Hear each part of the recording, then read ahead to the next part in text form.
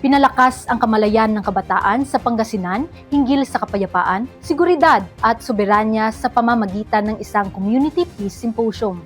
Layunin nitong hikayatin na aktibong pakikilahok ng kabataan sa pagpapanatili ng kapayapaan sa kanilang komunidad. Narito ang ulat ni Rayland Paulo Galano.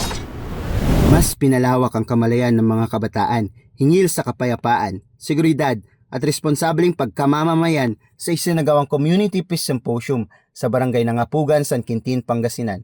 Pinangunahan nito ng Bravo Company ng 71st Infantry Battalion, katuwang ang 2nd Pangasinan Mobile Force Company ng Philippine National Police bilang bahagi ng pinaigting na kampanya ng pamahalaan upang hubugin ang kabataan bilang mahalagang katuwang sa pagpapanatili ng kapayapaan at kaayusan sa kanilang mga komunidad. Tinalakay sa symposium ang mahalagang usaping may kaugnayan sa pambansang seguridad, kabilang ang pag-iwas sa iligal na droga, pagpapatibay ng road safety awareness at pagsusulong ng karapatan at proteksyon ng kababaihan at kabataan sa ilalim ng umiiral na batas. Binigyang diin din ang mahalagang papel ng kabataan sa pagpigil ng paglaganap ng maling impormasyon, panlilinlang at iligal na pagre-recruit ng mga komunistang teroristang grupo. Hinikayat ang mga kalahok na maging mapanuri, responsable at aktibong tagapagtaguyod ng kapayapaan sa kanilang pamayanan.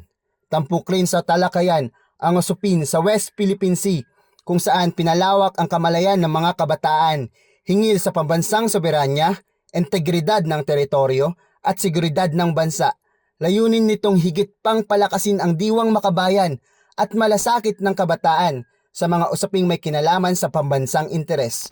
Ayon sa mga organizer, mahalagang maipaabot sa kabataan ang wastong kaalaman upang maging matatag silang sandigan ng kapayapaan, kaunlaran at pambansang pagkakaisa.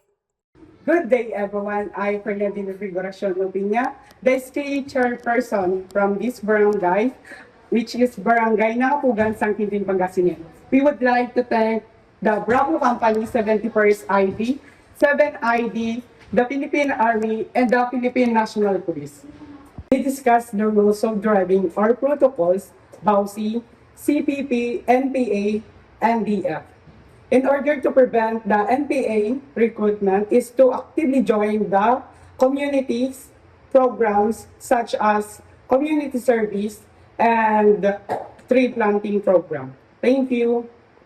Sa pamamagitan ng mga programang pangkamalayan at pakikipag-ugnayan sa sektor ng kabataan, patuloy na pinagtitibay ng hukbong katihan at ng Philippine National Police ang kanilang pagsisikap na makahubog ng isang henerasyong makabayan, mapanuri at handang makibahagi sa pagtatanggol sa kapayapaan, seguridad at soberanya ng bansa.